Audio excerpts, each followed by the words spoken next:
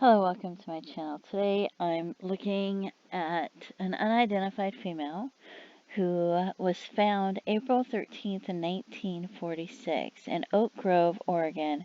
It says her estimated date of death was weeks prior and that she died by homicide by blunt force injury to the head. And there it shows the clothes that she had. It says she was estimated between the ages,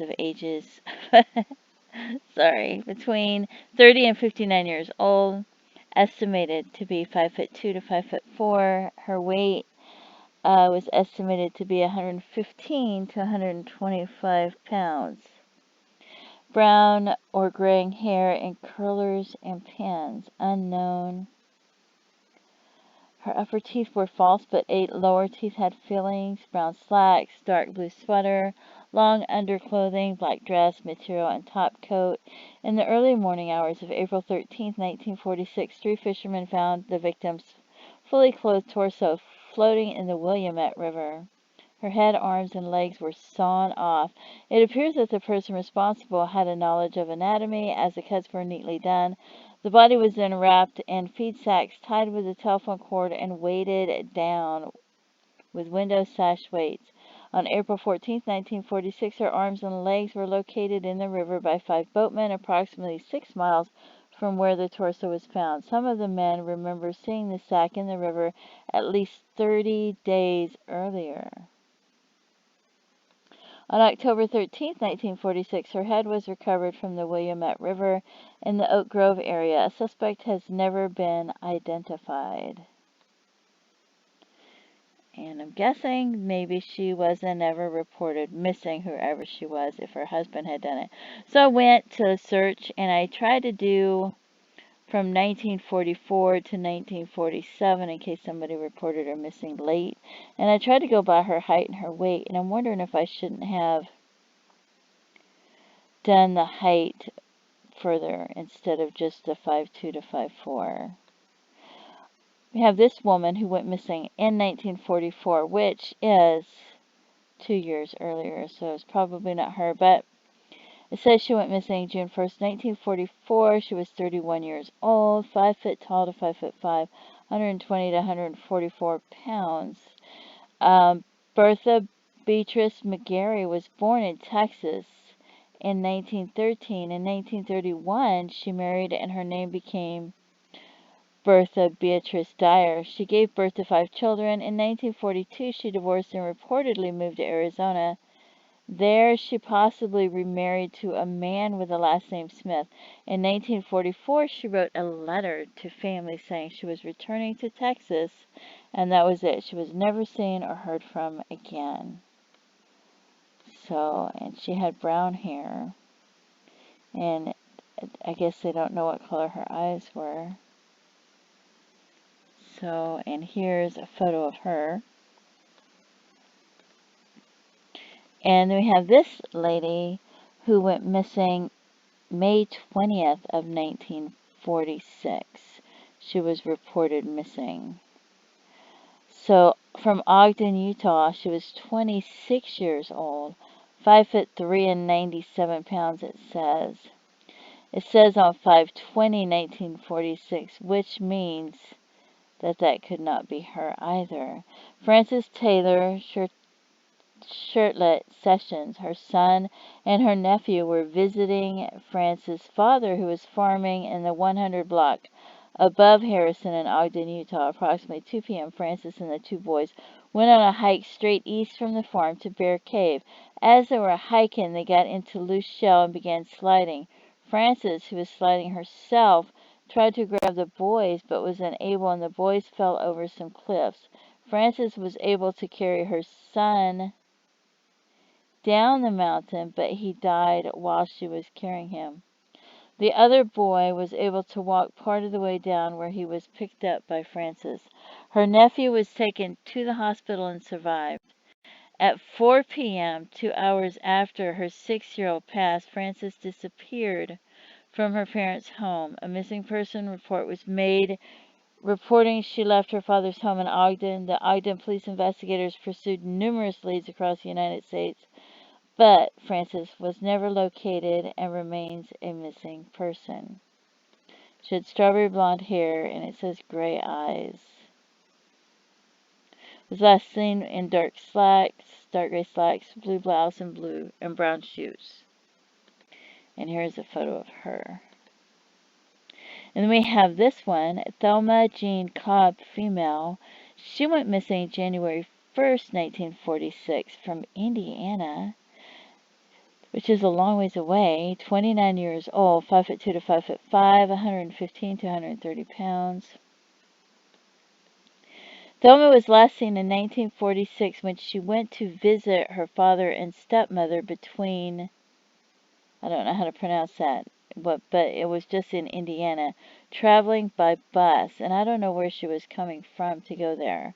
Thelma disappeared on the way back and hasn't been seen since. Was she just traveling from the one city in Indiana to the other city in Indiana? She had brown hair and brown eyes. And here we have a photo of her. So, she's 29 years old, and this person was 30 to 59 years old. So I don't know if that could be her or not. But she fits the description, but Indiana is really far away. And then I went to look on the Doe Network to go through some of them. And we have this lady in Ohio went missing February 23rd, 1946. She was only 24 years old, but she was 5'4" and 115 pounds, black hair, brown eyes. She was wearing a gray fur coat, gray hat, aqua dress, trimmed in red, and red suede Cuban heels. She was last seen leaving the home of her parents in Grandview Heights, Ohio in February 1946 to go shopping. A motorist claimed to have seen her arguing with a man in a car along Olentangy River Road shortly after she disappeared from Grandview Heights. During the spat, a red shoe was tossed or fell out of the vehicle, the motorist said, but no shoe was ever found. Lola was a Logan County teacher and conversant in 5 languages at the time of her disappearance. So, and then we have this one, and this is again Thelma Jean Cobb, but this is on the Doe Network, so it's showing her missing January 1st, 1946, 29 years old, and I wanted to see what they had on her. And it doesn't say where she was traveling from and to, like, if she would have been traveling far or if it was just right there. So I'm going to go back to NamUs really quick. And it said they were 5'2" to 5'4". And I'm going to search missing persons. And see if I can. Well, it's not. Oh, there it goes. Okay. So we'll do female. And we'll go 5 foot to 5'6". And it was 1946. So I'm going to do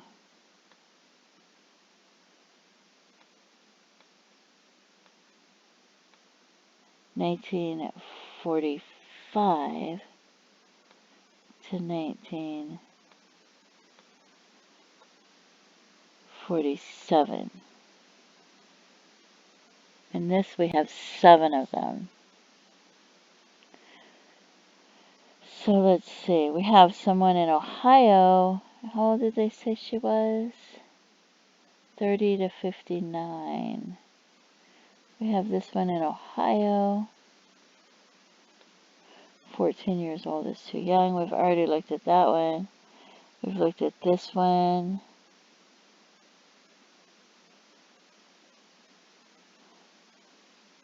We didn't look at that one. Okay, so let's see. This lady went missing in 1945, March, April. She went missing March of 1945 from Shelby, Ohio. She was 33 years old. Now that's a long ways away too, really far away. 5'5", 165 to 180 pounds. Mary left her family in West Virginia to move to Ohio. She worked in the Wilkins Army Air Force Depot in Shelby, Ohio, but lived in Plymouth, Ohio. Mary had filed for a divorce from her husband, but withdrew the petition February 14th, 1945. She was in touch with her children via mail February 14th, 1945.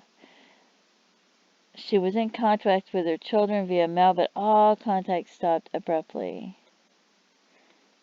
And then it's got some links to, I would think, what is newspaper articles. Thick brown wavy hair, brown eyes.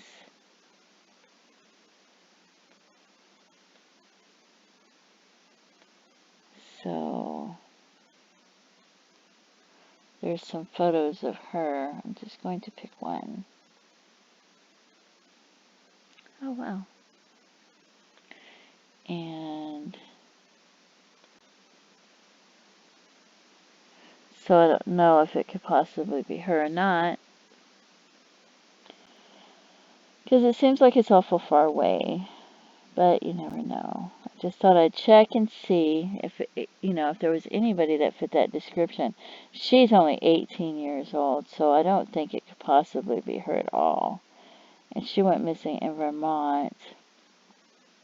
The disappearance of 18-year-old Bennington College student Paula Weldon showed a need for a dedicated agency to investigate missing people, and her case led directly to the 1947 formation of the Vermont State Police. Paula Weldon was last seen on the afternoon of December 1st, 1946. She left the campus that afternoon after telling her roommate she was going for a hike. Oh yeah, she went missing afterwards, right? Because this was April 1946, and this is December.